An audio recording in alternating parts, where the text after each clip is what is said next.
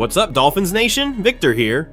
And I need you to lock in for this one, because according to ESPN, the Miami Dolphins are definitely in on a star quarterback. Yeah, definitely in. Free agency is 1 week away, and this quarterback situation might be about to explode.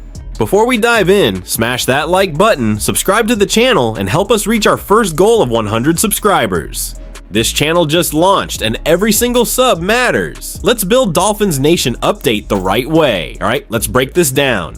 ESPN drops the bomb. ESPN insiders Dan Graziano and Jeremy Fowler reported this morning that Miami is definitely in the mix for free agent quarterback Malik Willis. Not monitoring, not keeping an eye on, they definitely in. And that tells me this isn't smoke. This is real interest from the front office. Why would Miami want Malik Willis? Let's talk football. Multiple offensive coaches around the league believe Willis could become the NFL's best rushing quarterback. That's a bold statement. He's got elite lower body power, serious arm strength, and the ability to drive the ball anywhere on the field.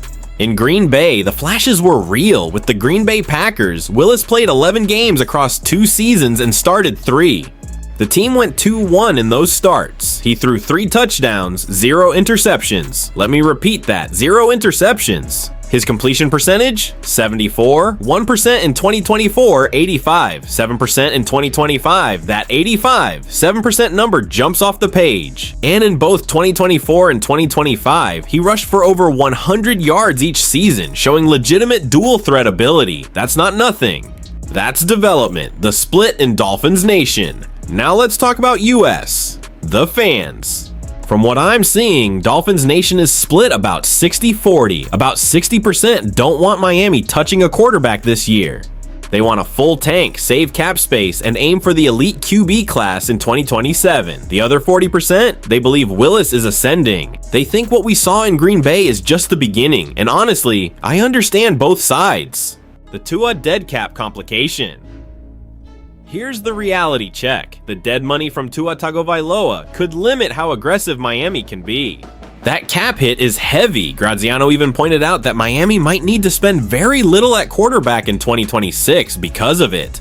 That's huge. Now, if Miami signs Willis, it likely won't be a long-term marriage. Probably a 2-year guarantee, maybe a void year. Low long-term risk, which tells me this wouldn't block a future draft quarterback if needed. Coaching factor, Sullivan and Hafley. Let's think about this logically. New GM John Eric Sullivan, new head coach Jeff Hafley.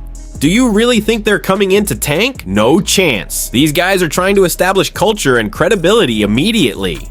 If they believe Willis fits what they want offensively, they'll go get him. They're not about sitting around hoping for 2027. Here's where I stand, Dolphins Nation. If Willis is cheap enough, I'm in. Why? Because he gives you athletic upside. He gives you mobility in a division that's getting faster every year, and he gives you flexibility. If he hits, you've got your guy. If he doesn't, you didn't mortgage your future. What I don't want is paralysis. I don't want this team stuck in limbo. Be bold. Have a plan. Execute it. What happens next? Free agency opens in 1 week. If Miami is definitely in, that means conversations are already happening behind the scenes. The question isn't interest. The question is price and whether the Tua cap situation blocks it.